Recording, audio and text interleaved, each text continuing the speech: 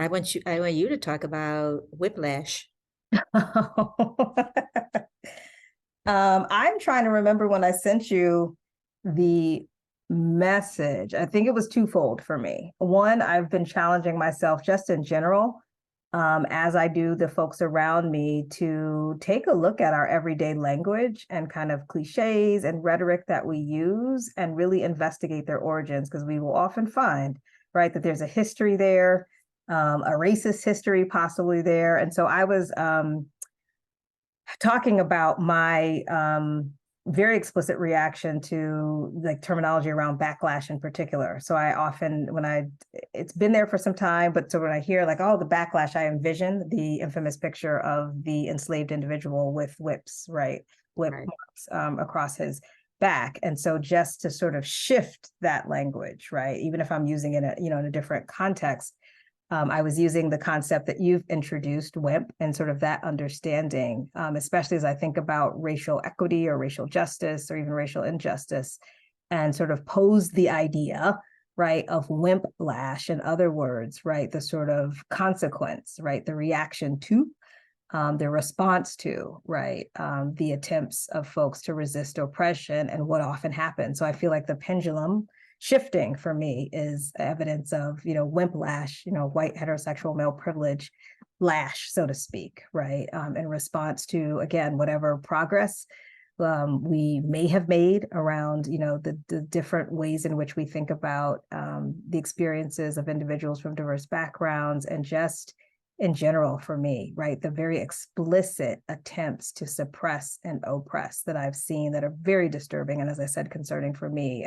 whether we're talking about, the bans on books and education, or, access to gender affirming care, all of it. So for me, it's understanding the larger system at play, as you articulated so well, with regard to WIMP, and a more appropriate, right, sort of, for me, more appropriate characterization of that is WIMP lash, right, that this is the response to that. I think that's really important, because I think we do tend to hide racism in our language and not recognize that that's what we're doing. I think we tend to also hide wimp power in our language. So we really talk about self-control. We talk about control in lots of different ways. Mhm. Well, why is that important? What does that mean?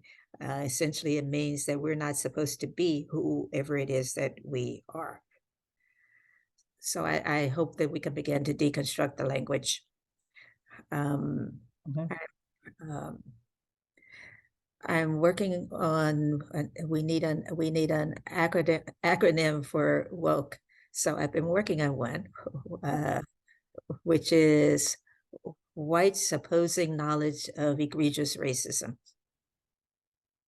Ah, okay.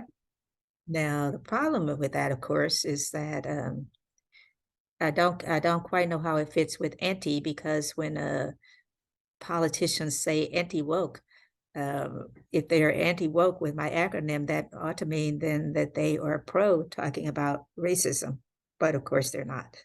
Right. Right. So maybe I'll have to say that when people say they're anti-woke, then the response is, well, you ought to be pro-woke.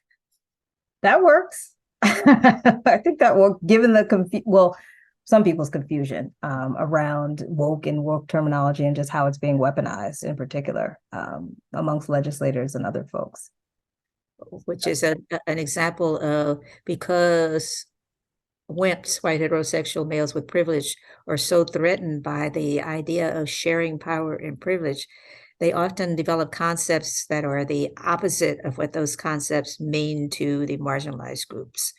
And so we have to begin to think about ways to take those concepts back. Yeah. Yeah. We see that consistently through history when it might have been, maybe it was your generation, began to say we need to talk about these issues of diversity in society in our lives. They came up with politically correct. Mm-hmm. You could not be politically correct. And that essentially ended that discussion. So we need, this time we can't let that happen. We want people to be woke in the sense that Black people, African American people meant that term. And so we have to find ways of fighting back the misuse of our terminology. Something maybe yesterday that stuck with me, and I think it was on the African American Policy Forum's website somewhere. They were even just write the battle around critical race theory. Totally. And it in essence said, define, don't defend. Like, don't get into the argument, just this is what it is, period. It is not that. It is not what you're making it out to be, trying to characterize it to be. Like, this is what it is. So I think as you think about, like you said, reclaiming our language, this is what it is, unapologetically, and not allowing people to take and misuse that or misconstrue that, for sure. So that's where we are. The fight continues. It does. It does. It has to. It has to. And I certainly hope that folks are able to wake up. And my challenge is always like, what are you doing today? And to not think, to sort of operate from that space of helplessness that is so easy, to kind of move into, as you said, just the despair of it is valid. And right, then what do we do? What do we do about it, as opposed to sitting in that space? Because I do think that's the part of the goal, right, is to sort of force folks into a place where they don't resist, where there is this sense of helplessness and hopelessness that gets internalized, and therefore, right, those in power continue to get to define, to legislate, to do all the things in an effort to maintain power and privilege for one small segment or segment defined of the population, white men in particular, white heterosexual men. The ones who have all the money.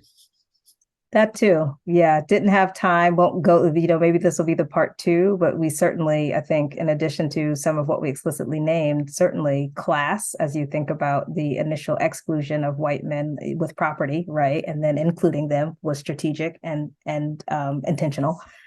So there's certainly ways in which we need to begin to truly think about the complexity of people and lived experience from a truly intersectional way, as opposed to, as you said compartmentalize. I call it sort of the cookbook method, where you get one chapter, right, on folks' respective identities. And that, to me, I always say, is an antiquated approach. It was an attempt, right, to recognize, but certainly not sufficient in terms of how one lives and one's lived experiences.